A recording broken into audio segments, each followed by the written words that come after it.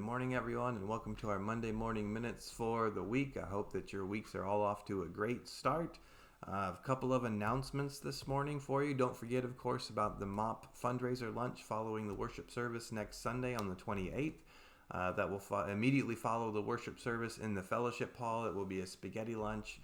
And the MOP committee is our Missions Outreach and Publicity Committee. So all the funds that will be raised will go to meeting needs within the community, to mission trips, to different things of that nature, just as we reach out to those in need. So I hope that you're able to come to that. There will be some door prizes and just a good time of food and fellowship and being together as a church family. So if you could make plans to be there for that, we would greatly appreciate that.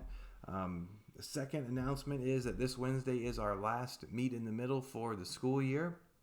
So this is our last fellowship meal at 5, and then of course adult Bible study, youth studies, and children's activities at 6. And hope that you are all able to come and enjoy this last study. We'll break for the month of May. We won't have any Wednesday evening Bible studies in May, but we will have our summer study as we did last year in June and July. So I got an idea of what I would like to do for that in the months of June and July. But please, if you haven't been able to come to the Amos study, you can come for this very last one. We'll cover Amos chapter 9, and it's really, we can summarize the whole book.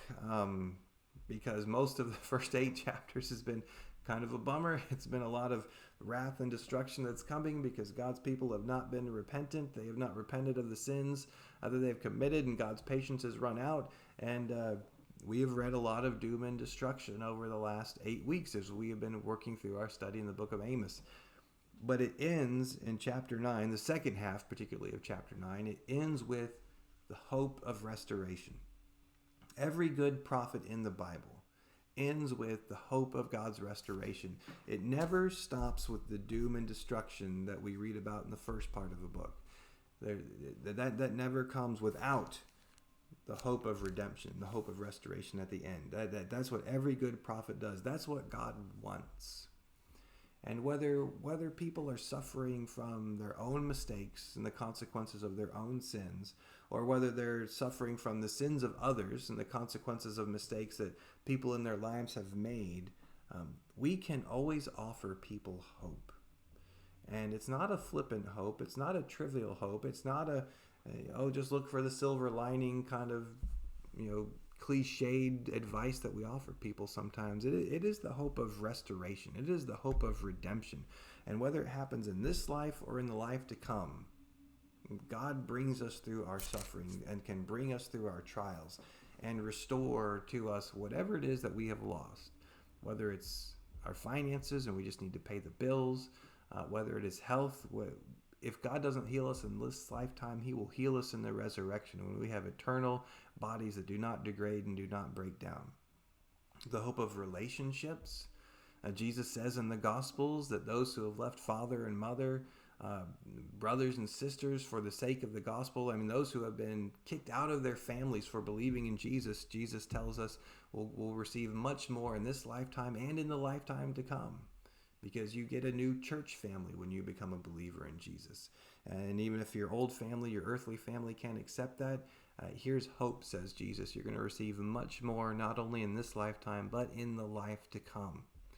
So if you have friends, family members, people who are going through a season of just suffering, and they have been down, and life has been hard, and it has not been easy, kind of like the first 8.5 chapters that we have read in the book of Amos, just know that that's not God's end for that person. There's always the hope of restoration. There's always the hope of healing, either in this lifetime or in the lifetime to come.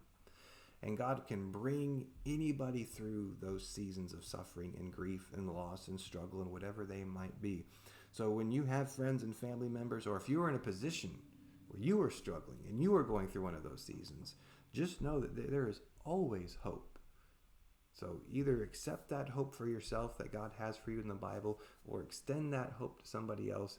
And if you need to, walk with them every step of the way and just say, listen, I know it's hard, but God has made promises in the Bible. There's always hope. Don't give up hope. So we'll talk more about that on Wednesday at Meet in the Middle. And don't forget, on Sunday we have our fellowship dinner, our MOP fundraiser lunch, and That is to raise funds so that we can extend the hope of Jesus Christ to our community and to those around us. So God bless you and keep you, and we will see you all soon.